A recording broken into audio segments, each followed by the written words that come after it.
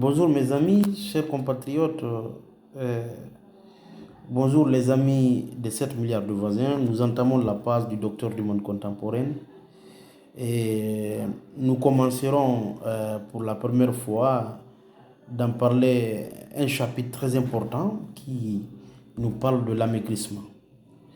Bon, vous allez souvent voir les gens qui maigrissent au cours de leur vie. Et certains à la naissance sont gros, mais au fil de l'évolution, ils maigrissent. Pourquoi cela? Il faut qu'on cherche pourquoi ça nous arrive. Ça nous arrive. D'autres amaigrissements sont liés à des maladies, d'autres non. Donc c'est ce que nous allons essayer d'en débattre. Nous allons essayer de définir l'amaigrissement, de connaître les manifestations et causes, et nous allons parler des cas particuliers. Vous comprenez?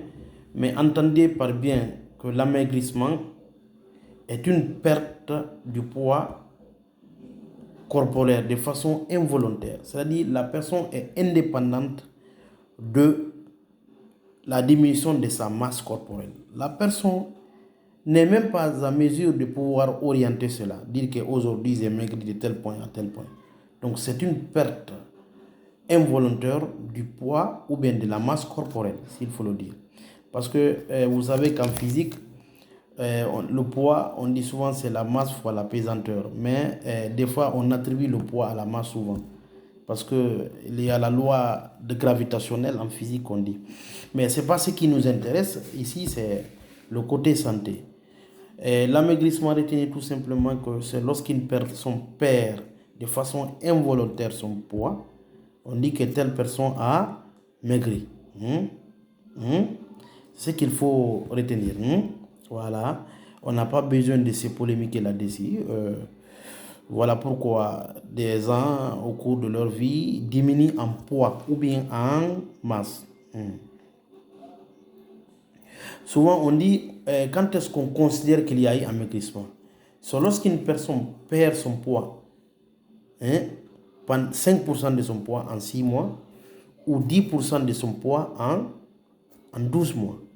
Regardez, je dis bien qu'un amaigrissement, lorsqu'il est constaté dans la mesure où une personne a perdu 5% de son poids pendant les 6 mois, ou bien a perdu 10% de son poids pendant, comment je vais dire, un an, ou bien 12 mois, s'il faut le dire.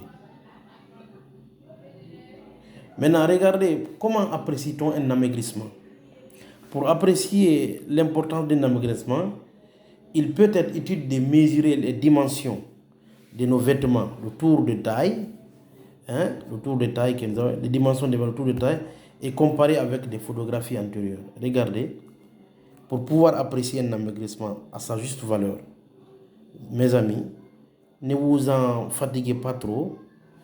Évaluez la dimension des vêtements, de vos vêtements que vous aviez, le tour de taille, et vous les comparez avec des photographies passées, des photographies que vous aviez. Là, vous constaterez que vous avez eu d'amaigrissement. Maintenant, comme on a défini l'amaigrissement, nous allons vous montrer c'est quoi les manifestations et causes. Retenez bien que manifestation et cause, l'amaigrissement peut s'accompagner par la perte d'appétit ou non. L'appétit, vous allez voir quelqu'un maigri, mais il ne perd pas d'appétit. Ou bien vous allez voir une personne maigrie, mais il perd d'appétit. Donc ce sont des facteurs. Prenons le facteur de l'amaigrissement sans perte d'appétit. Lorsque l'amaigrissement ne s'accompagne pas de perte d'appétit, voire même son augmentation, 3 causes sont primordiales. Nous avons le diabète. Nous avons le diabète. Le diabète est un élément précurseur, le diabète sucré. Nous avons l'hyperthyroïdie ou bien les parasitoses intestinales, telles que ténia ou ascardiose. Vous comprenez? L'amaigrissement sans perte d'appétit, il y a le diabète sucré, il y a l'hyperthyroïdie, c'est-à-dire la goitre. Vous allez voir des gens qui, quelque chose s'enflamme ici, qu'on appelle la goitre, ou bien les parasitoses.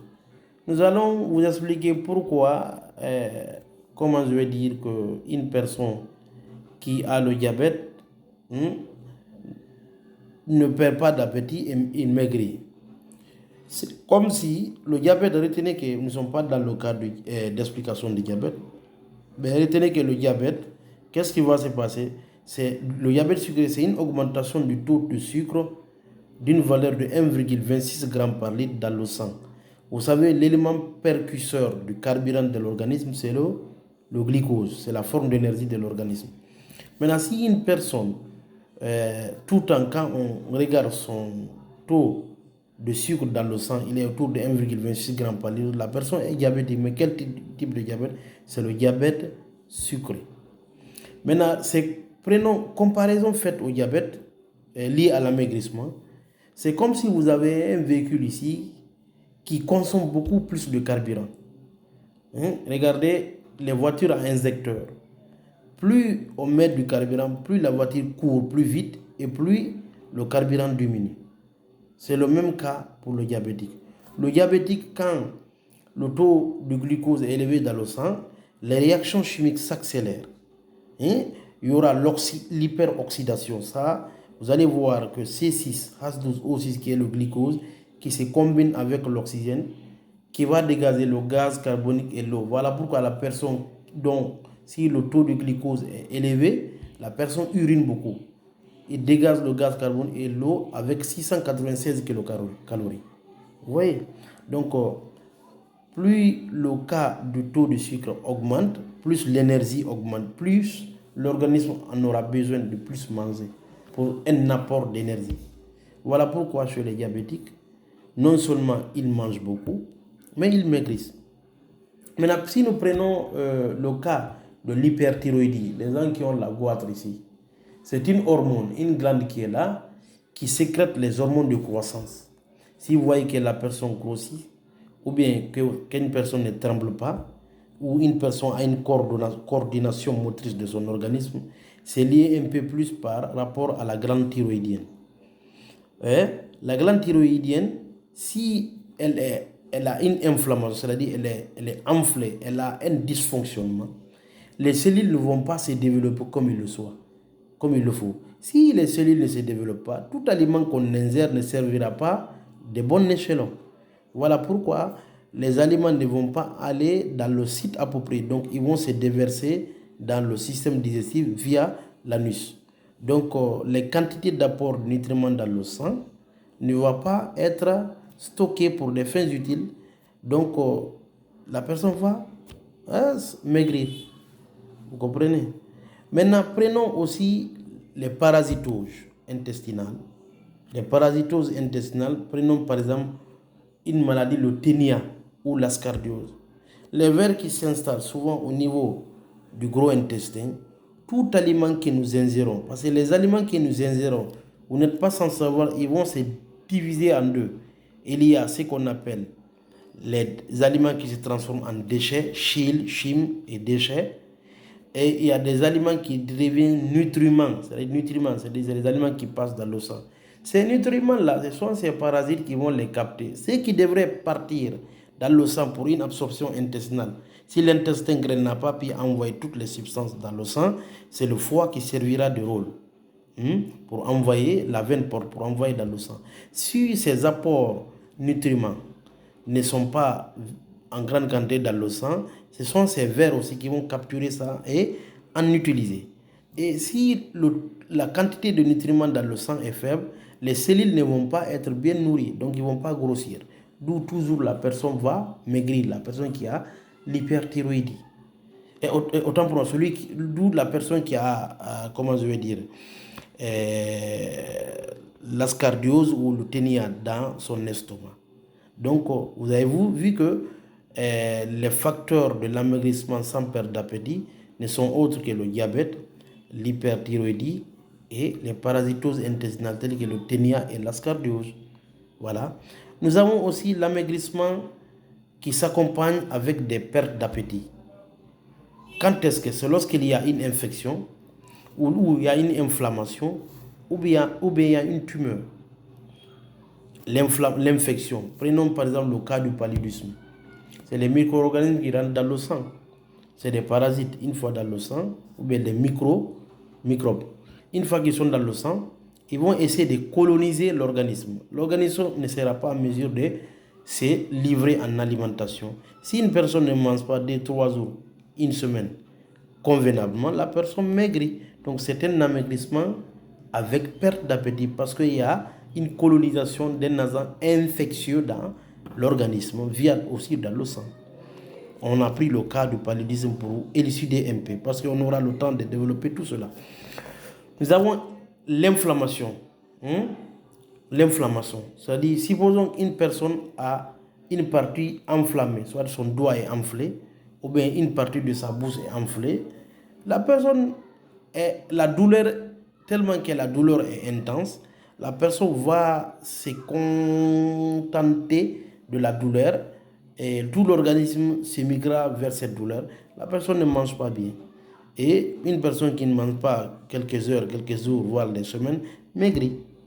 Il y a ce qu'on appelle aussi la tumeur. Regarde les gens qui ont le cancer, par exemple. Les cancers colorectaux ou bien le lymphome. C'est des choses qu'on aura développées là plus tard. Quand quelqu'un a le cancer de l'estomac, il ne mange pas bien parce que il y a une désorganisation des cellules du tube digestif. Donc les aliments qui y passent ne seront pas digérés comme il le faut. Voilà. Ce sont les deux principaux facteurs de l'amaigrissement avec sans perte d'appétit et l'amaigrissement avec perte d'appétit. L'amaigrissement avec perte d'appétit n'est autre qu'une infection, une inflammation ou une tumeur. Et l'amaigrissement sans perte d'appétit n'est autre que les maladies diabétiques, le diabète, les maladies ovariennes de la goitre qu'on appelle souvent l'hyperthyroïdie, et les parasitoses intestinales telles que le ténia et l'ascardiose. Maintenant, toutes choses, on peut aussi voir ce qu'on appelle le syndrome de malabsorption intestinale. Vous savez bien que quand quelqu'un consomme un aliment, il va aller jusqu'au niveau de l'intestin grêle. Quand vous prenez l'intestin grêle, il y a l'estomac, il y a le duodénum, les différents compartiments, les différentes tranches ou bien les différents segments de l'intestin grêle. Nous avons le duodénum, le jejunum et l'iléum. Maintenant, au niveau de l'iléum, si l'absorption ne se fait pas très bien, qu'est-ce qui va se passer? Tout aliment qui vient ici, au lieu d'être un nutriment pour être absorbé, il n'a pas été absorbé par le foie à travers la veine porte. Il n'a pas été absorbé par l'iléum. Qu'est-ce qui va se passer? Ces nutriments vont aller avec les déchets. Donc, il n'y aura pas de nutriments suffisants aussi dans le sang. La personne va maigrir. Malgré qu'il mange, lui il va manger, mais il va perdre aussi du poids. Voilà pourquoi on dit le syndrome de malabsorption intestinale. Et retenez aussi qu'il y a des cas particuliers. Les amaigrissants peuvent aussi avoir d'autres causes comme des problèmes bucco-dentaires. Quand quelqu'un a les gingivites ou bien l'inflammation dentaire, alvéolo-dentaire, la gencive et la dent. Quand la dent est enflammée, la personne ne sera pas en mesure de consommer des aliments. Le fait de ne pas consommer des aliments pendant longtemps conduit à être dépourvu en nutriments dans le sang. La personne maigrit. Voilà.